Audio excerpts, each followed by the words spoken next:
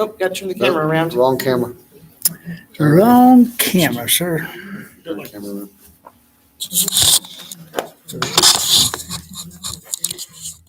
All right. Well, you guys will get to see yourselves then. Okay, welcome guys. Conservatism of Texas, established 2019. I'm Alex DeAnda. I'm the co-founder. Very thankful that you guys came out tonight. If you'll join me in prayer before we start, guys. You'll stand.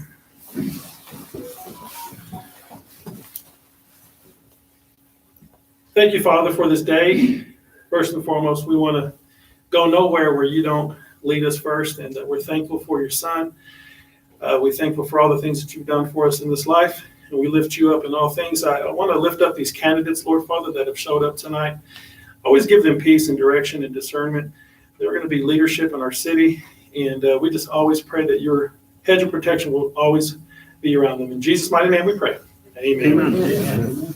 All right, guys. So I do want to say that generally our meetings, they're a little more compact and kind of a round table type setting. But with campaign season here, we wanted to give our candidates that are running some time to come before folks in the neighborhood to, kind of tell folks what they're running for and why they're running, and just tell you a little bit about themselves. So tonight we have a few candidates that are going to be here. We have Tom Sherlin here. He's running for place 3. We have Irene Hughes. She's running for College Board of Regents. We also have Kelsey Richardson. She's running for place 1. John Ingerson. He's running for place 4 for City Council. I don't think I left anyone out, right? So after they're done speaking and letting you guys know what they're all about, we'll kind of go into some agenda items. I will turn the camera off at that point. But if you guys would like to come sit up here somewhere or come stand here, we can get you guys started. We are going to give them 2 minutes to open up, and then once they're done with their 2 minutes, we'll pass the microphone out to whoever might have some questions, so that way you can have some correspondence with them, and then after that, they'll have a 1-minute close. So, Tom Sherlin, would you like to come first?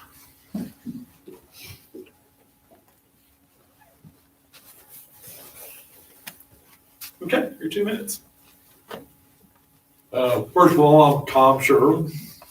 Glad to be here tonight. Appreciate your time giving to us an opportunity to talk to each of you tonight. Maybe y'all get to know us a little bit better. I'm running for place 3. There's 2 other candidates in the race.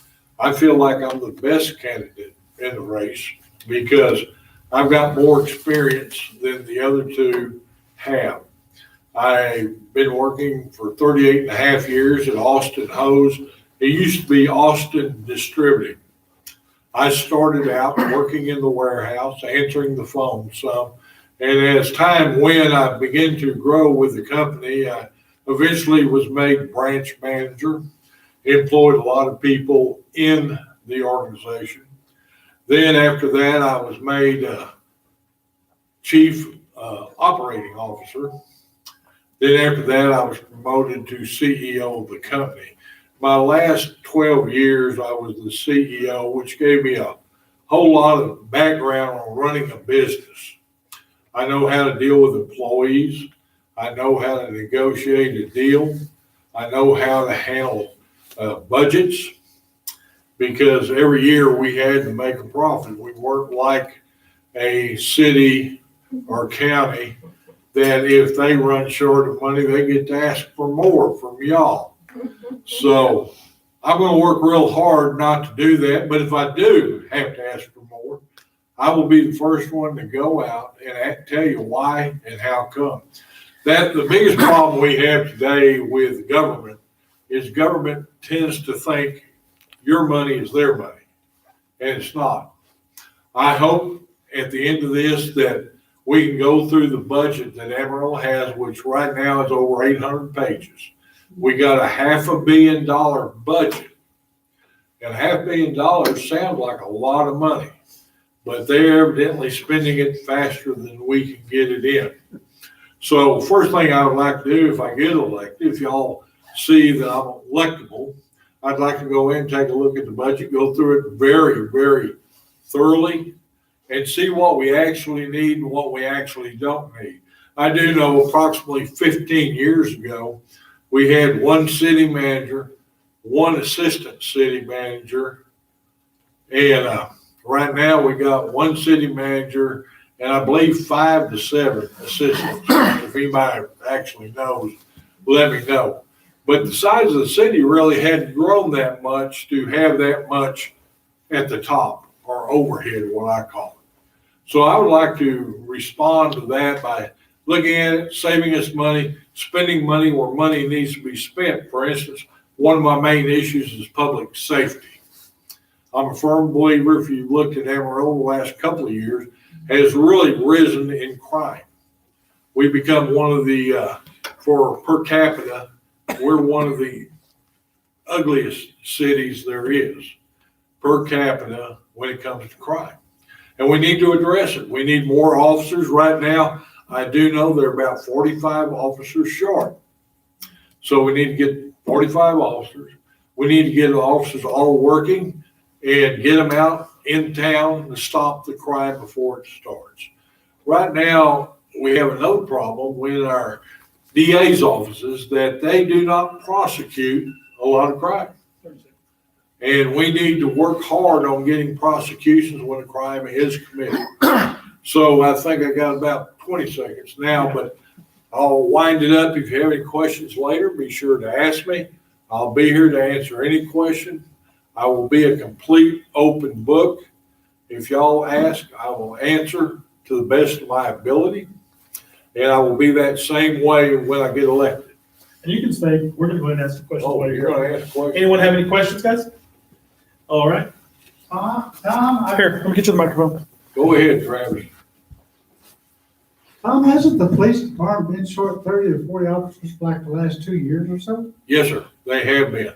What's the problem? Well, the problem is we can't keep officers. For one thing, Amarillo ranks almost last in cities of our size with pay scale. It's like yesterday, I found out this yesterday, the city of Borger is letting their fire department take over their emergency medical. And their starting salary for their EMTs in Borger, $52,000. In Amarillo, it's $48,000. Pretty good difference. We're gonna have to figure out how to get the money for these first responders and do a better job at keeping, if you've noticed, Travis, we continually have a police academy going on. I don't think there's been a time that we haven't had one. It's because we can't keep the policemen we got. So it's like any other job or any other location, you have got to be able to keep the people that you have trained. That's where your cost is, training. And if we can't keep them, we just keep spending money after money after money. My youngest son, he was with the police department for 17 years. His last day was last Thursday. He left. And he's looking for something else to do now. It's not like it was when he started. And that's a sad statement to say. And he was a sergeant on midnights and did a lot of work. So we just need to work on it. Something we need to work on. Any other questions? Yes, sir. Is it normal for a city to come to the public to get a bond issue to hire police officers like they've been doing? I know No. last time they did. No, Exactly. it ought to be part of the budget. Exactly. We were doing our budget backwards, if you want to really know the truth. What we need to do when you're working on a budget, the things we know we want, the things we know we need, they're on the bottom. They get the first dollars. For instance, first responders, streets, waste, water. That makes up the bottom or the base of our budget. Then you work up the pyramid. And the things up toward the top are the things that we don't budget for. So what we've been doing is we'll budget for a baseball field or whatever you want to say, and we spend all our money on that. It's like last year, they went ahead and made the vote for a new city hall. Well, they were going to use COs to do it with. Well, Craig got the air, went ahead and sued them over their COs they were going to issue, because a CO goes right back to you, the taxpayer, where we're going to pay for it. And he sued them saying they couldn't do it because with the bond issue the year before, we voted down the Civic Center, which City Hall was part of that deal. So they changed it, they went a different route, and what they did then, they used your APR money. So in other words, they took the COVID money from the federal government and how they played the, I guess you call it the shell game, and finally got the money to general funds. At that point, they could spend the money for the new city hall. So it shouldn't be a bond issue to raise pay. It sounds almost criminal what they've been doing the last few years. Well, I would agree with you, and I can't say I wouldn't agree with you. Any other questions? Do you think part of the problem keeping law enforcement is in a lesser way what we're seeing around the country? I mean, I'm a commercial property owner and I can't ever get a cop to come see me. And they let homeless people live on my property until I do something I shouldn't. And, Yeah, I mean, it's definitely, what we got is a nationwide problem. Yeah. And it goes back to defunding the police. And a lot of people, they've defunded the police everywhere. And let me tell you this, the police officers are afraid almost to arrest anybody. And that's where we get to a point, because once an arrest is made, then it's like the police officers in trial at that point in time. And there's a lot of the DAs, I know from stories my son has told me, the criminal is out before he gets the paperwork finished. They won't take it. So that's something we need to work on. even here, Even here, yes. And what's really sad is we need to really, when we get ready to vote for the city, we need to also pay attention to what our DAs are doing. Yeah. Because our DAs, if they don't enforce the law, and that's one thing I would like to do. We got a lot of ordinances on our books as a city, but we are not enforcing the laws of the city. That is really, I mean, for instance, there is an ordinance against panhandling. Yep. But what we do, they don't want to prosecute that. They say the DA won't prosecute it. They won't anybody do anything, so they don't arrest them. So it gets worse and worse. And to me, I know I've almost seen 3 or 4 wrecks. Somebody will stop right in front of you, going to give money, and I almost rear end them. But that's one of those things. Any other questions? Yes, ma'am. Yes, sir. I'm Laura, and I wanted to put a question to you, kind of a chronic issue that's been ongoing for a long time. But I want to ask all the candidates too, is the issue of Amarillo streets flooding. Chronic, flooding, the streets flooding.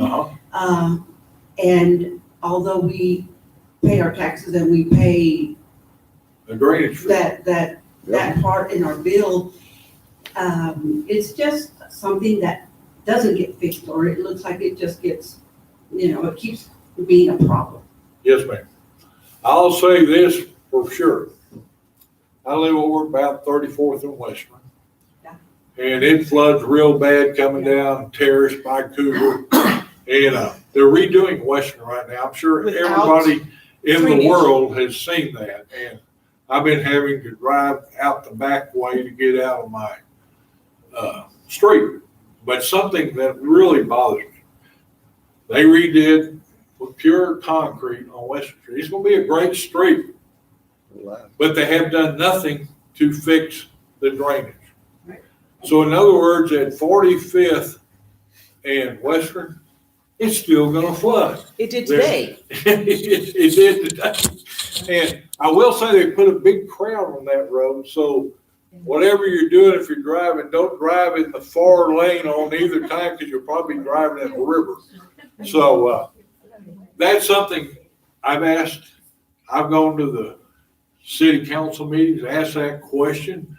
We all pay into a drainage fee, and I don't see anything that's different than before we paid the drainage fee. So that would be something I want to look at, because there's been a lot of cars actually drive into deep water, and it actually ruins the car. So that's something we need to tackle, along with that and many other issues. So that's one thing. If elected, I want to represent, I want to serve the people. I want you to call me. If you have a problem like water, call me. I'll bring it up. I've got pretty thick skin and I know how to talk. So you'll agree with that, won't you? Of course. And for your 1 minute close. Oh, I got close now? 1 minute close. Okay. You need to vote. For me. As you can see, the other candidates did not come. So that tells you one very important thing. They didn't think they needed your vote. I do. I'll take any small group. If anybody has a small group and you need a talker or a speaker, not talker, a speaker, I'd be more than happy to come, whether it be a church group, Kiwanis, Key Club, Lions Club, you name it, I'm willing to do it. And I would love to serve y'all as your councilman in place 3. Thank you. Thank you. Tom Sherman. Thank you so much, Tom, for coming out tonight. Next up, we're going to go ahead and have place 4 candidate that's here, Mr. John Ingerson. How about a big hand for John? Well, first of all, thank you all for coming and giving of your time to listen to us, because it's important. We've got an election coming up that you guys know that we have an incredible opportunity this time, I think, to change the direction that our city's been going. And that's, I think, is probably the number one reason why I'm running. I've ran twice before. I've been banging my head against City Hall for about 12 years now. And I've never seen the opportunity to do some things different is what I see today. But I think really what I'd like to communicate tonight, first time to speak to your group, is who's John Ingerson? I mean, who is this guy that's asking you for his vote? And so I'll tell you, I've been in Amarillo for 37 years, been married, met my wife here. We married 35 years ago. We raised both of our children here. Our son works at Pantex. Aren't we glad we have Pantex out east of Amarillo? Our daughter is a pediatrician doing a neonatology fellowship in San Antonio right now. Very proud of her. I hope when she's done, we can lure her back closer to home. I'm trying to do that with free babysitting, but I'm not sure I'm going to be able to get that done. Listen, I'm a lifelong registered Republican. I've been a conservative my whole life. But first and foremost, I'm a Christian. I've been born again for 43 years. I am 100% pro-life, pro-Second Amendment, and everything that goes with it. And I make no apologies.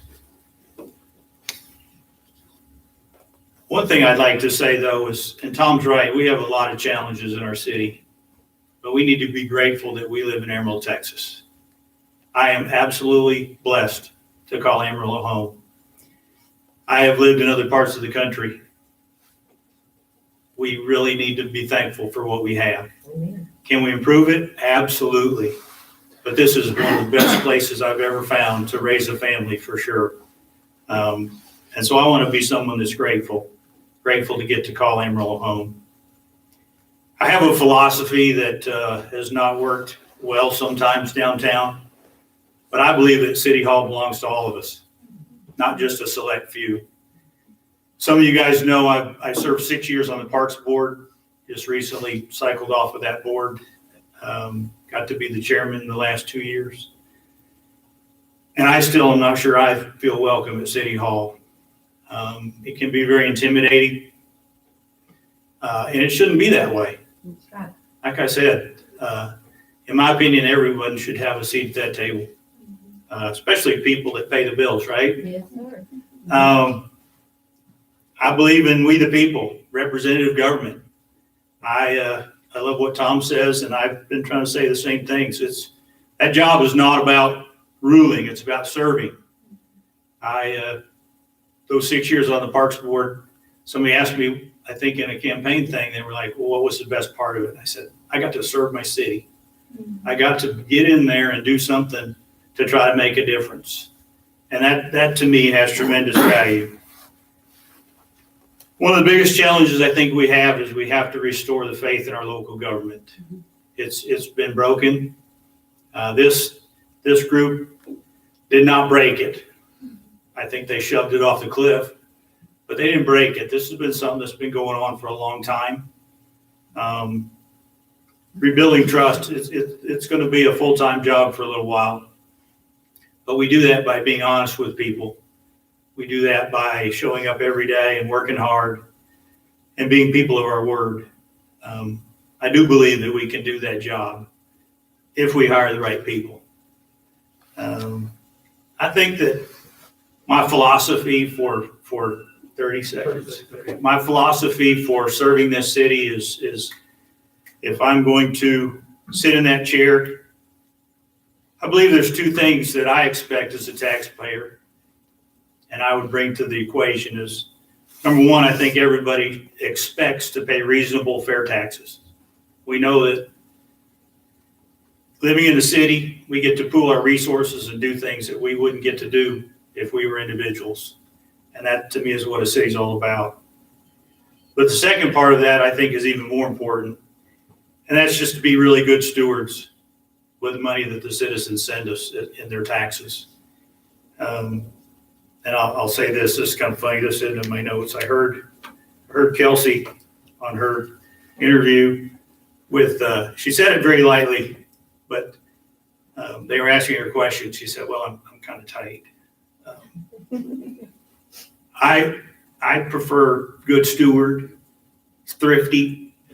I think I'm very thrifty. I think it's about high time we hired people that were thrifty at City Hall. So thank you guys. No questions.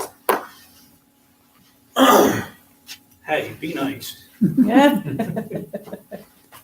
You have a question, Kelsey? I do. Okay. Okay, this is kind of a two-parter. Okay. Were you responsible for the Red X campaign?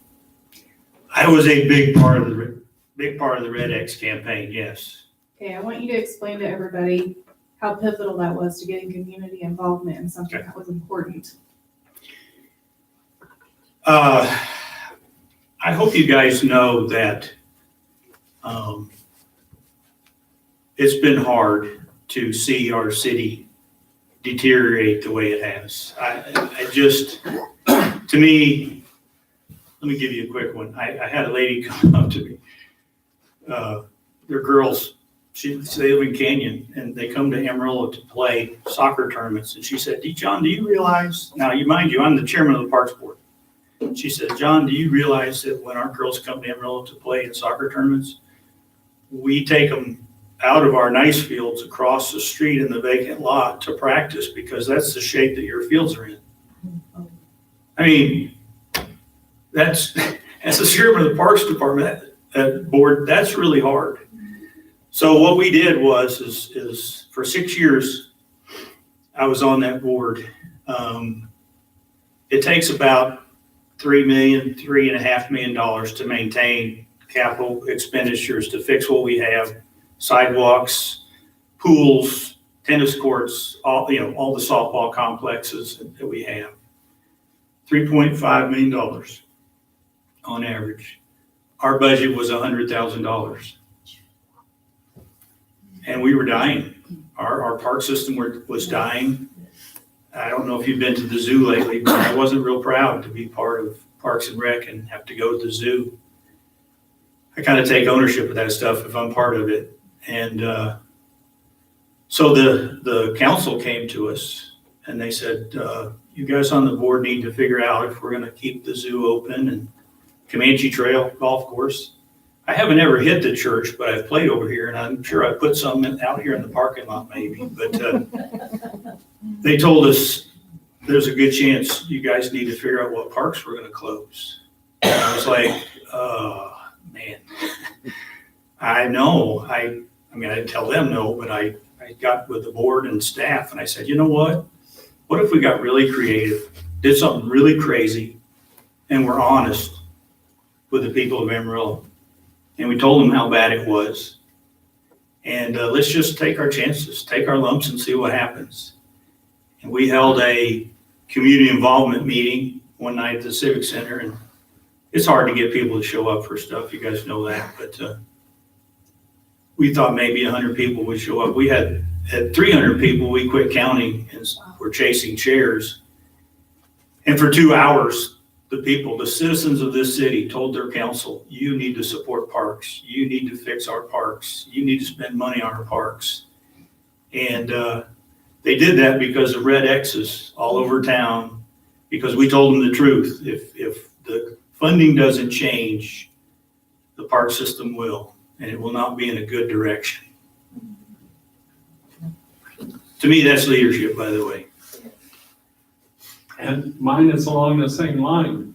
One of the things that we have noticed is that as the parks have closed and not watering and not cutting the lawn and keeping the lights off at night, our crime rate has increased, and especially in the youth.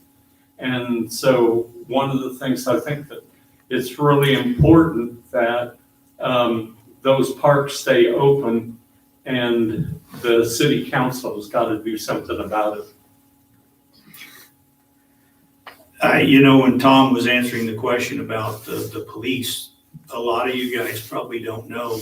I know it's not great, but we saw firsthand on parks how much vandalism takes place in Amarillo, Texas. It breaks my heart because we would put nice things in and they'd get torn up. It's hard to have nice things if people are tearing them up all the time. And so we're hoping to, well, I'm off the board now, but they're working on some really neat things, some ways to try to stem those issues. We do have a new lighting systems that are going in all over town, some LED stuff that will hopefully save energy. And of course, at the time, one thing I left out was Kelsey's question. We had light poles getting blown over at El Alamo Park. I mean, I would go to bed at night as the chairman of the Parks Board going, oh, Lord, please, Lord, don't let anybody get hurt by one of our poles getting, I mean, can you imagine in the middle of a soccer game, the wind kind of blows here every now and then. And so, Tim, we're working. I think we have a chance to win a few of these battles now at parks. It's a little controversial, but the last tax increase, I think you asked the question about some of that. It's $3.5 or $3.4 million today is going to the park system instead of $100,000. 100% of that last tax increase is going to fund your parks. And I told the guy at Parks the other day when I said, if we can't see the difference, you're going to have to find a different job. I'm excited.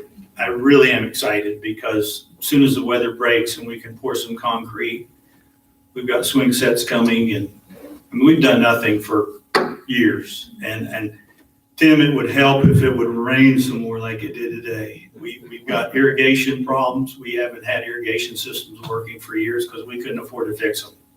And so that's why they look so bad. We've got some new turf machines to fix our turf on our fields. I'm excited about parks, to be honest with you. That should have been the first issue instead of Hodgetown. Well, now we don't have enough time to go back. I just, I don't understand a lot of things. That's why I ran in 2011. we hired Wallace Bajali, if you remember that name. And Wallace Bajali was under investigation by the SEC the day we hired him. And every city that they were working for was suing them. And we did it anyways. Not a whole lot's improved in the last 12 years since then, but and we did. We had to pay them off to make them leave, and we're kind of left with some of the issues that they created. And listen, I don't think we should ignore downtown. We just shouldn't pay that much attention. One square mile gets a lot of attention compared to a city of 100 square miles. We have a lot of needs. So.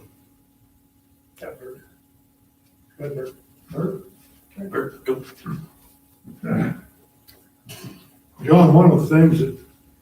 You're good. You're on. Is it on? Okay. One of the things that has kind of been in my crawl is the fact that we're spending over $1 million to house misdemeanor prisoners in Randall County. Why have we not built a jail? I realize that it's downtown, but by the time a police officer takes somebody out there and comes back, it's a long ways off. Why can't we build something for misdemeanor prisoners instead of spending over $1 million a year, because we're not getting any kind of good out of it? Did you know we were spending over $1 million? Well, I didn't know the number. I know we've I got think last time I heard it was $155,000 a month. Wow. Well, to me, I hope I will never say something I don't truly believe. I need to work on that one because I don't know the exact numbers. But with Tom mentioning, if we're going to release them faster than the officer can get back on the street, what good is what we're doing? So that to me would make sense and help that situation. At one time, in the old, I thought we held some prisoners local, did we not? We had I thought we did a city jail. I thought so. Did that go away when we tore that building down? Yeah. Okay. And during COVID, the sheriff's department wouldn't take misdemeanors. Yeah. That's an area that just, as Tom said, it's. I am not one of those guys, and it'll be my. Well, I don't know if there's any other questions, but two last questions. Okay. I'll share that with my closing because. Okay, I have some facts for you. Okay. Some people north of I-40, out past Vega, friends of ours, have a section that they have in corn. And part of the thing is to water the corn so the plants come up, but the other thing is that they water the corn to keep the temperature down so the thing progresses properly. And they did a study on a section of land, and they figured out that they could have twice as much water to every single resident in Amarillo as it takes to bring that corn along in 1 month just before harvest. Man. Well, like I said, I'm praying for rain. I hope everybody else is too. And by the way, we kind of should be thankful for what we got today, right? I mean, Let's just be hey, thankful. that's right. Hallelujah. I got one more question. Sure. You're talking about being thrifty and that's great. But you need, all the candidates are elected, but I think the one guy's not elected that needs some scrutiny. I don't know if he's on y'all's radar, city manager. What are y'all's thoughts on that? And I don't even know his name. But Jared Miller. It's interesting. Like I said, I've ran 3 times. Jared is a result of a council coming together in 2017 because they were tired of the guy before him and some of that stuff. I got to be honest with you, and I'm sorry, your name is unusual. Tyrone. Tyrone, I believe I'm very fair. If I were to be blessed and get to sit in that chair at place 4, in my opinion, what I've been telling everybody is everybody gets a chance. In management, when I've gone into some challenging situations, I used to manage some tire stores and some other things. I was kind of the guy they sent in to try to fix some problems. And I would tell everybody, listen, everybody gets a chance, but here's the expectations. The city manager works for the council. I don't know if it's this, I don't know if where it's broken is the city manager or the council he's working for. I would like to think I would give him a tremendous opportunity to do things differently. One of them, I think, is we need to just have a little bit of an attitude adjustment and realize, again, we serve at the will of people. And that includes the person taking your check for your water bill, all the way up to the city manager. As I said, I played golf. I was in the golf business for many years here. I had some personal experience with him, the way we handled some of our golf business, and probably what we did was the right thing, but we treated people very poorly in that exchange. And although I choose to not carry offenses, there will be some conversations had as to how we're going to do things. And like I said, I believe that we lead by example. I don't know about trickle-down economics. I still believe Reagan had it right, but trickle-down attitudes is kind of the way I see us running our city. We will set the expectations, will we not, Mr. Sherlin? Correct. And Ms. Richardson? Yep. Okay. 1 minute. Close.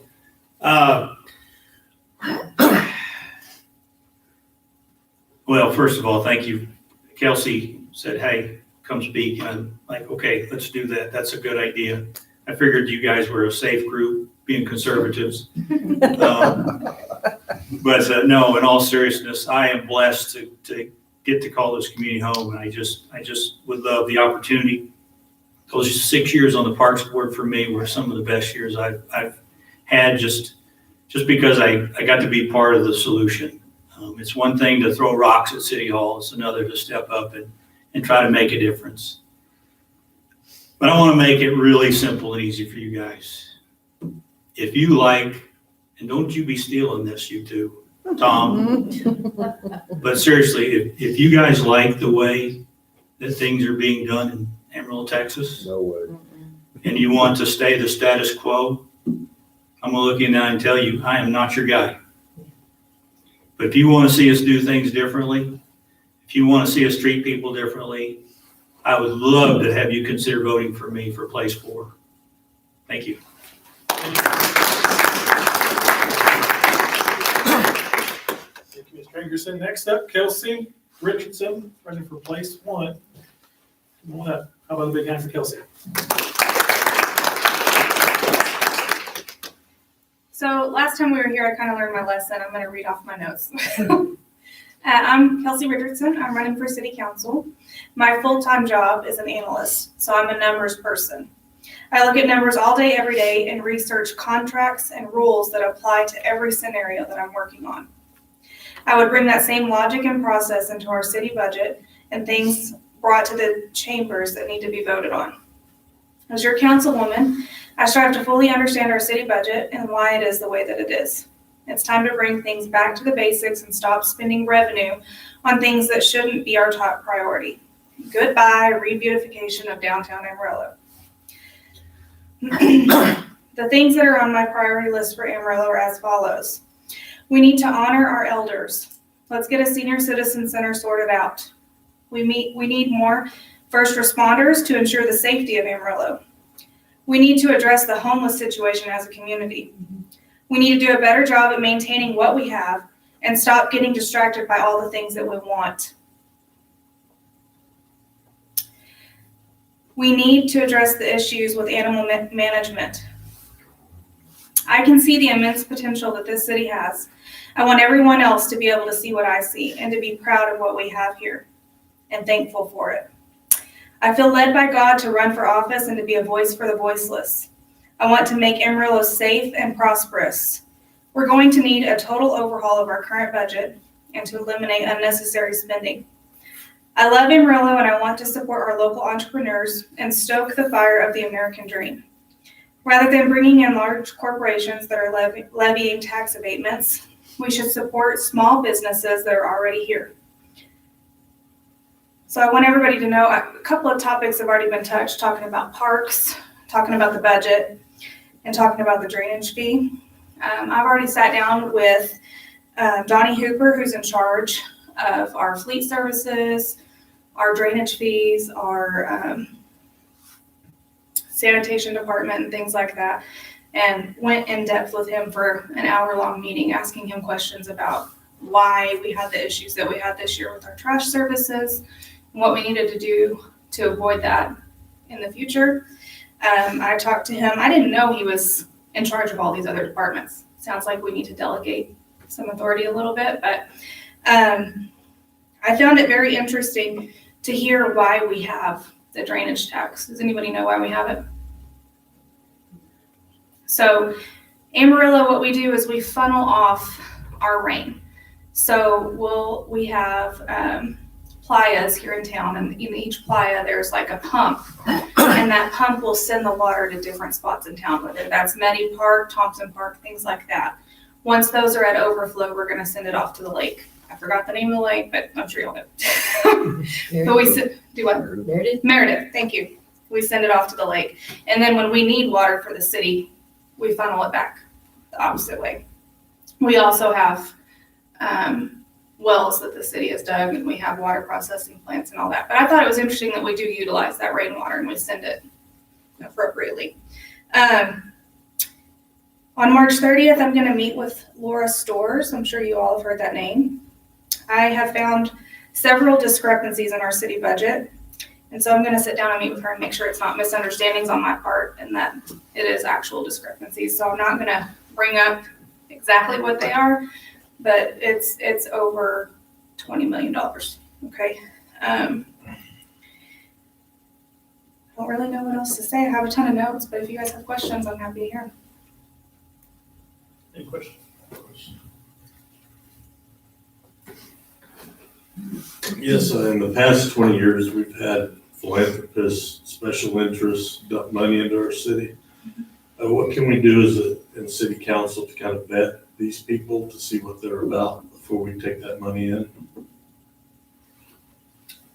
I guess do our due diligence, make sure that they're honest people. Sounds like, you're not talking about taxpayer lobbying, are you? No, I'm talking about philanthropists like Bill and Melinda Gates, MIG, things that are Make sure that our they, best interest as a okay, city. well, if they don't align with our values, we don't need to be hooking up with them. So, same thing goes for Bloomberg and Miss Ginger hooking up with them.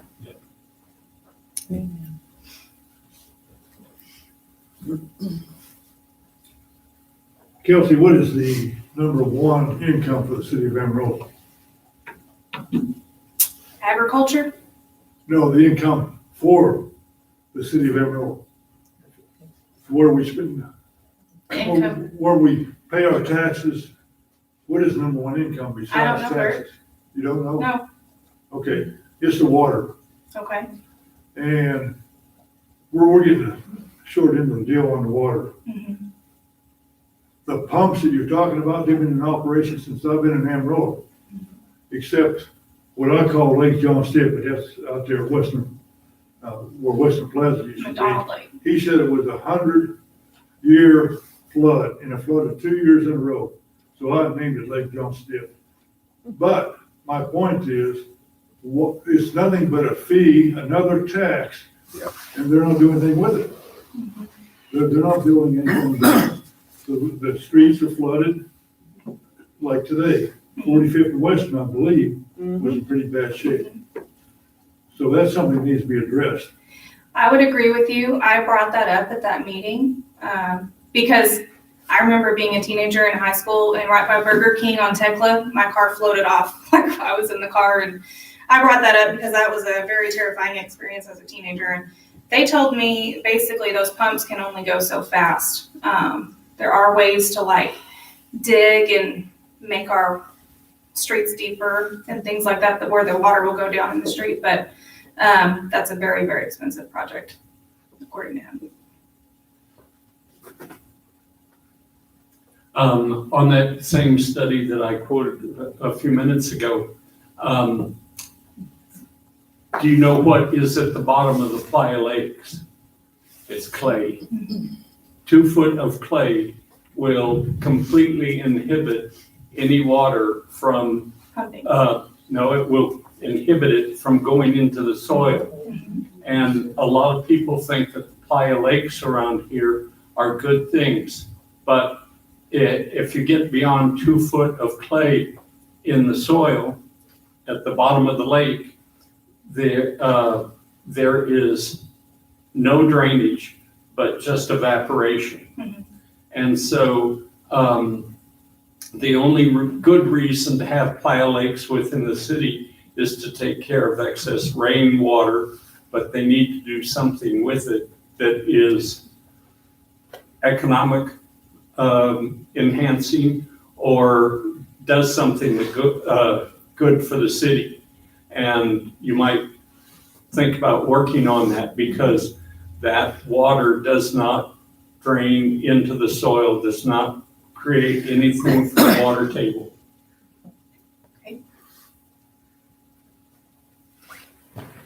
I saved this question for you. I don't know why. What is your pet peeve? Liars. Okay, I'll take that. We don't like them either. Liars. Liars. Yeah. Smacking when you're eating. It was an open-ended question. Kelsey, this is not only for you, but for John and Tom. If the three of you are elected, when it comes time for your council meetings, and I understand they're held in the afternoons, when most people are working and can't get the opportunity to attend, is there any chance that they may change to an evening? Absolutely. And I do have one more question to ask, and this has to do with the meetings itself. My understanding is that whenever you have council meetings, the only thing that is discussed is what is on the agenda, and it does not give the opportunity, the people to come to a meeting and ask any questions other than those that are on the agenda. Do you have an open forum that people can ask a question, say, after Yes. you So go I through the agenda? I actually have an idea about that.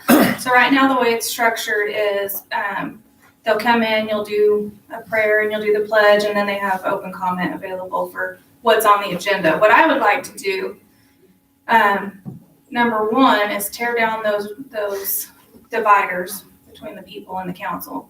Second thing that I want to do is open up the time for the citizens to talk to us at the end of the meeting or after we've discussed what we're going to talk about a little more in detail. And that way, if there's something that people want to talk about within the agenda, they can, or they can talk about whatever's bothering them that day. But I do still think there needs to be a time limit. Well, naturally. Yes. That would give people the opportunity to ask questions. Yes, and you should be able to talk to your leaders for sure. Beverly, I don't mean to interrupt, and he'll give you back your time, I promise I'll make him. Beverly, we used to meet at 5 o'clock, and nobody showed at 5 o'clock either. That's dinner time. Well, here's what I was told why we went to 1 o'clock, is because meetings require a lot of staff.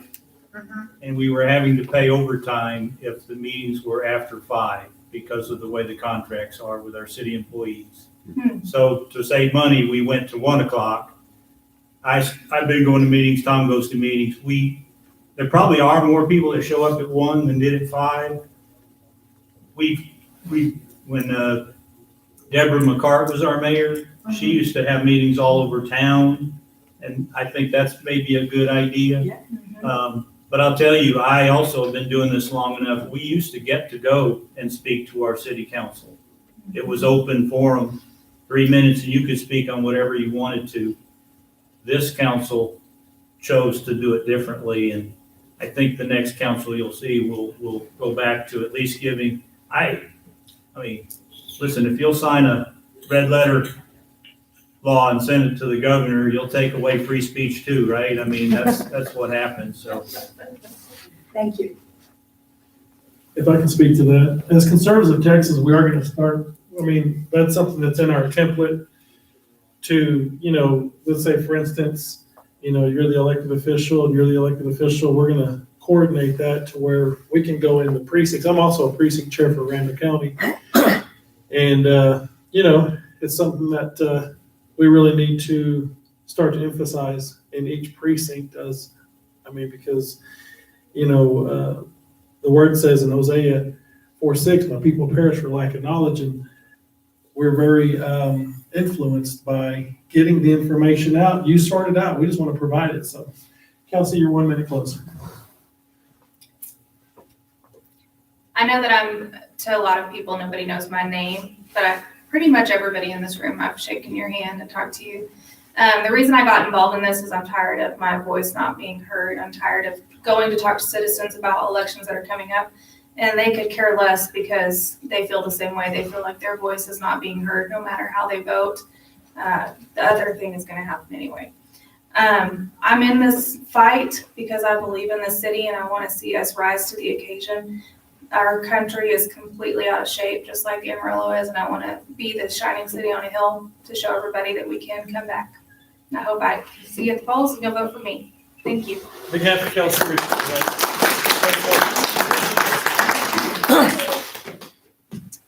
Okay, we have Irene Hughes. She is running for Amarillo College Board of Regents. Big hand for Miss Irene Hughes.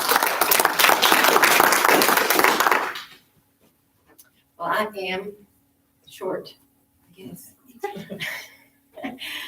I'm Irene Hughes, and I am running for Amarillo College Board of Regents. And I believe that I have been called by God to restore righteousness in this institution. And I have a lot of experience. I actually am retired from Amarillo College. I was an advisor at the Moore County campus for a student support services program. And I worked with students that were disabled and were first generation and were low income. It was a federal government grant that we worked with 100 students. And it was a small number according to the size of Amarillo College right now, but we had some amazing results. And I think that some of those results can be some of the things that we did, even with a small group, that we could use for other groups here in a larger scale. But I have also worked for Workforce. I worked for the Texas Workforce as a youth specialist, and I worked with TANF and food stamp recipients, and I placed them in workplaces. And that was, both of these experiences were in Dumas, Texas. And I also worked over in Dalhart. I was a manager over there of a satellite workforce over there and ran that office a couple of days a week. And then my husband and I both have had businesses. We've had several businesses that we've run for a number of years, and we have that experience too. My husband's a master photographer, and we had a photography business for over 20 years in Dumas. And also he was a professional nurseryman, had grown up with a family that grew plants, and they actually did landscaping and actually put out their own plants. So we have a lot of experience, everything from, we've been home parents at children's homes, and we've been missionaries across the world, and just have a lot of experience and had a lot of fun working. But mostly I've been working with low-income people in third world countries, places where people are in trouble, and I like to bring hope. And I think that even tonight as I'm listening, I just pray that we have more hope. We need more hope. If we're children of God, we need to have hope, because without hope, there's no hope. There's no way to make this work. But I believe that God has an amazing plan, that he's already working in cleaning up the swamp of the world. It's the whole world that he's working on right now. And I believe that he's calling people like me out from retirement, from maybe the easy life to speak up, because I've known freedom, more freedom than we have now. I've known that, and I've been the recipient of many benefits of living in America. And so I'm sure that with that experience, that I will work hard to bring back godly principles. Without godly principles, you don't have freedom.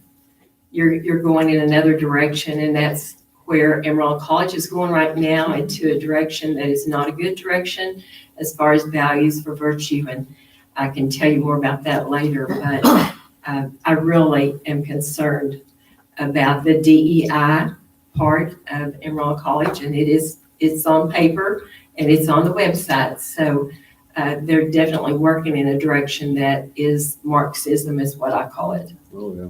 So. Now for questions.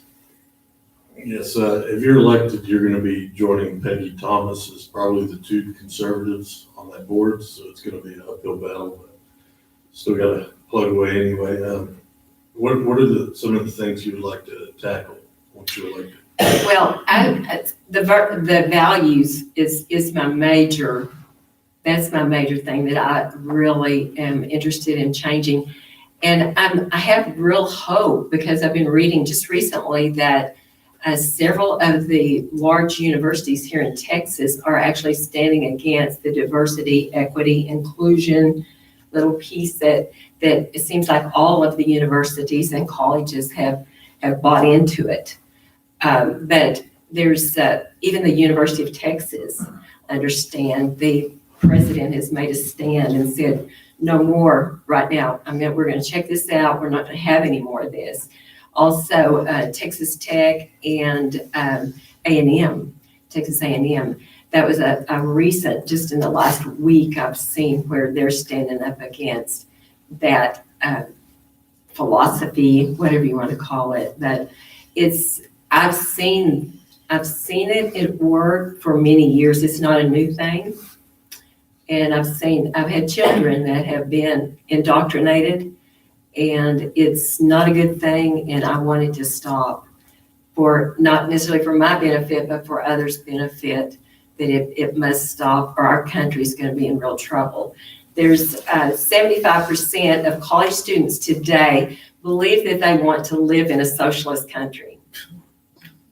If that is not alarming, and that has to do with the indoctrination has been very, very good. They have indoctrinated really well, and that's where we are right now. So I'm kind of like John, if this is not your thing, you probably don't want me in there, but I just believe God's going to really move on our behalf. And also to Zach's question, I'm believing with lots of hope that there's some on the board that maybe have just gone along and said yay too many times, and that maybe if there's more that will speak out and say, we just can't go this direction. I'm really praying that there'll be some of them that will come over to the other side and kind of balance it out, where it's not just all this up here and a few down here. So it's a God thing. I can't make it happen. I know that. I can't make it happen, but I do want it to happen. Okay, you kind of hit on what I was going to ask too, but I think the reason some of those universities are changing their minds because they were threatening to get sued and they saw they were going to lose. But anyway, it wasn't out of their goodness of their heart. I have two kids that went through the college system here in Texas, and they were raised in a good conservative home. Mm-hmm. And it personally just ticks me off how they brainwashed my kids and the system that they did. Instead of teaching what they should teach, they force an agenda down their throats. So you just kind of hit on it already. And all the DEA and CRT and all that stuff just needs to stop. Well, I just say acronyms, I call them, they're umbrellas. There's this big umbrella, and there's a lot of mysteries underneath.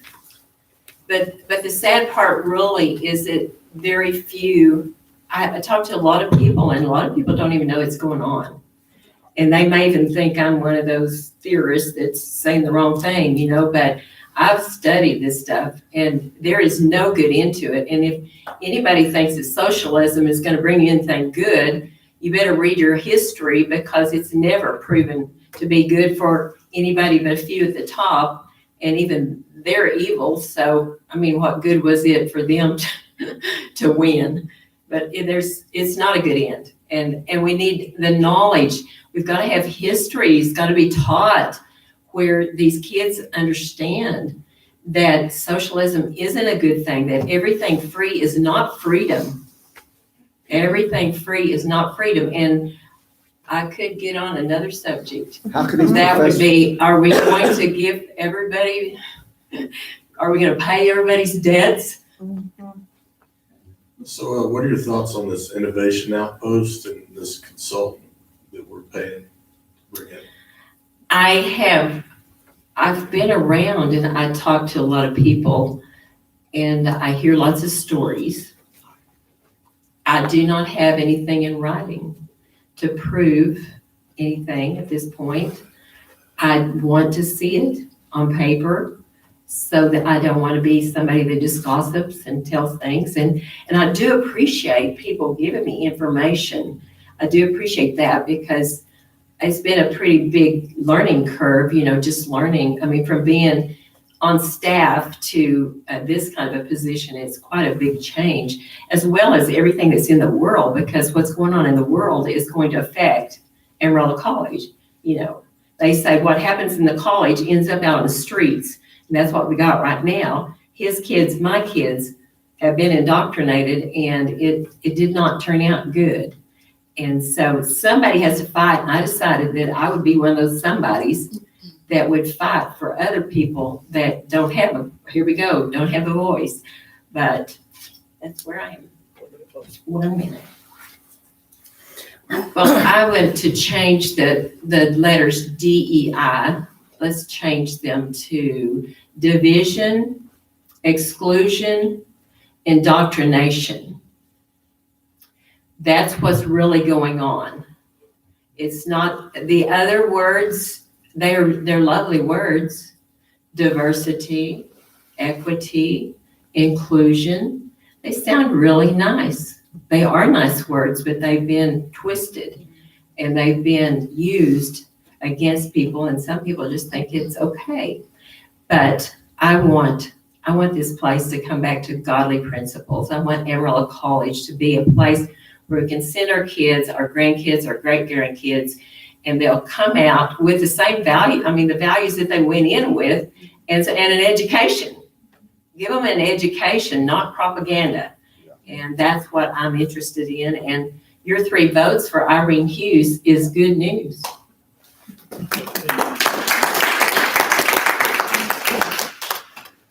Okay, so thank you to all the candidates that came out tonight to speak to folks here. Kathy Welch wanted to say a few words. She's one of our precinct chairs. Kathy, go ahead. Thank you.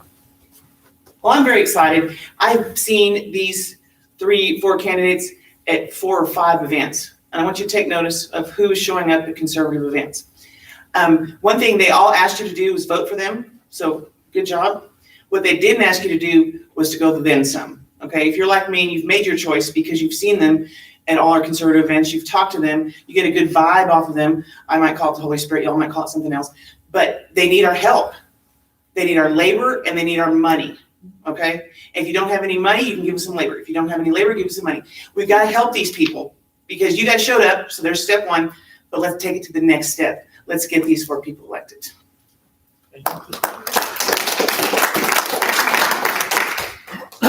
Okay, guys, well, that concludes our evening. I'm going to shut this off, but I do want to tell you guys a little bit about Conservatives of Texas, just about 3 to 5 minutes. Let me shut this off real quick. Colleges,